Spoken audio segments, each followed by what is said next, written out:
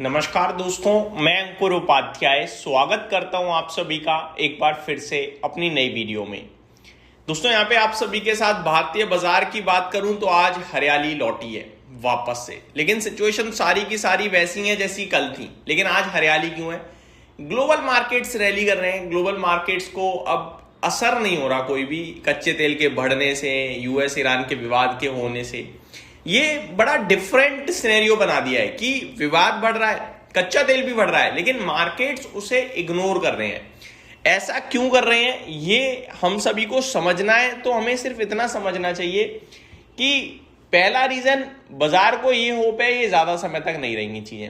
दूसरी, डिमांड, अगर आप फंडामेंटल लेवल पे देखो तो डिमांड बहुत ही ज्यादा कमजोर है एज कंपेयर टू सप्लाई।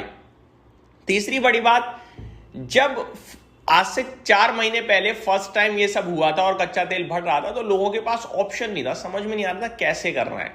लेकिन इस बीच में लोगों ने अपने आप को मजबूत करा और सोच विचार करा, दूसरे रूट से तेल मंगाया जा सकता है, कैसे मंगाया जा सकता है, कैसे तेल की खपत कम करवाई जा सकती है कंट्री में।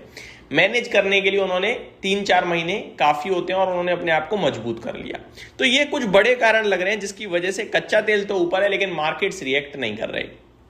फॉर एन एग्जाम्पल, अगर मैं अभी करंट सिचुएशन की भी बात करूं तो क्रूड ऑयल $85 बैरल्स पे ट्रेड कर रहा है, नीचे नहीं आया। इनफैक्ट $85.5 बैरल्स पे ट्रेड कर रहा है।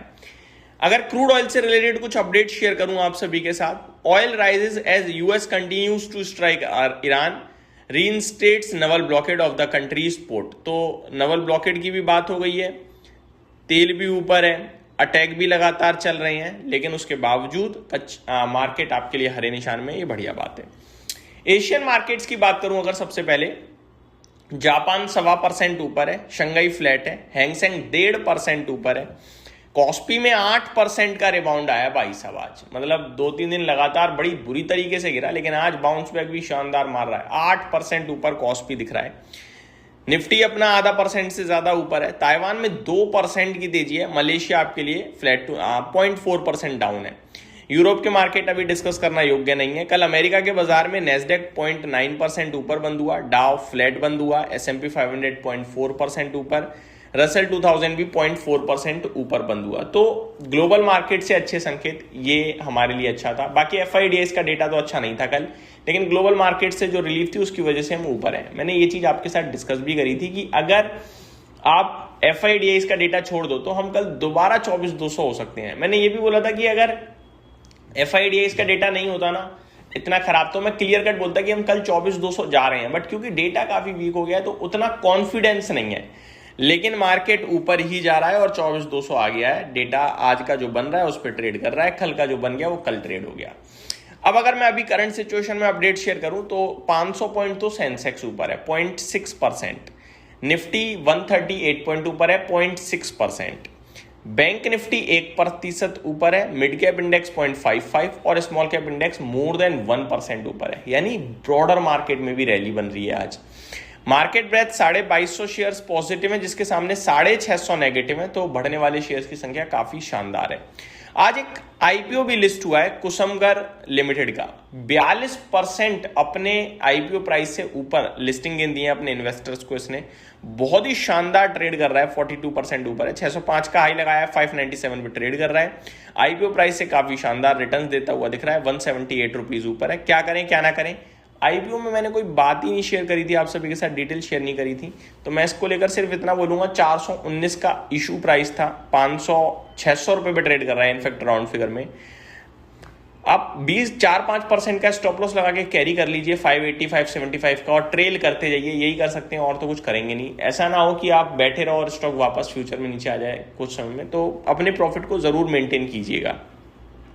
आज के स्टार परफॉर्मर है PSU banks, bank financial, bank Nifty. यानी आज बैंकिंग फाइनेंशियल चौतरफा लीडरशिप में है, 1.25% और 1.1%। ये आपके बैंकिंग इंडेक्स और फाइनेंशियल इंडेक्स का आज का हिसाब किताब। रियल एस्टेट में 0.5% की तेजी है, फार्मा में 0.5% की तेजी है, मिड कैप सिलेक्ट और ऑटो 0.6% ऊपर है, निफ्टी मीडिया, निफ्टी एनर्जी और एफएमसीजी फ्लैटिश टाइप है पॉजिटिव साइड पे।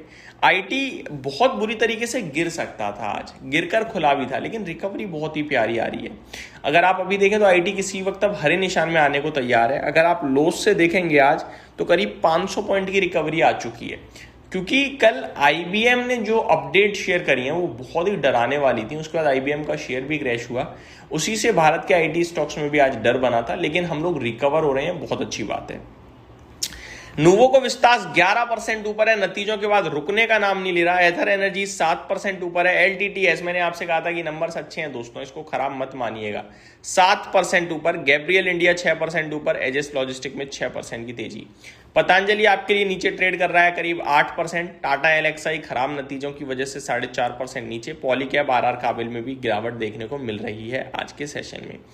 बात करें निफ्टी की अगर, तो 16 स्टॉक्स आपके लिए नेगेटिव है। हिंडाल्को, पावर ग्रिड और डॉक्टर रेड्डी टॉप लूजर्स दिख रहे हैं निफ्टी में। 34 पॉजिटिव है। Shriram finance, Indigo, HDFC life, Bajaj finance, ये कुछ स्टॉक्स हैं जो आपके लिए आज हरियाली के साथ ट्रेड करते हुए दिख रहे हैं। रिजल्ट्स की बात करें तो grow, union bank, HDFC life, HDFC AMC, ICICI Lombard, ICICI prudential life insurance, HDB financial services, Himadri speciality, angel one, MRPL, तो ये कुछ बड़े नाम है जो आज नतीजे पोस्ट करेंगे, यानी काफी बिजी डे रहने वाला है। तो बने रहिएगा चैनल के साथ। Thank you so much for watching this video. Have a great day guys.